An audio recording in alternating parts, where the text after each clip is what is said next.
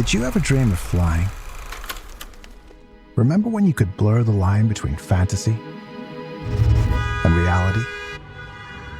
Meet Carlos Salaf. He dreamed of building spaceships and cars of the future. Today, he creates supercars. Meet Pete Bitar, a pilot and an inventor of revolutionary flight technology. What if a supercar designer who dreamed of rockets and an inventor of flying machines worked together to create the Leo Coupe? What if it's as easy to use as your car,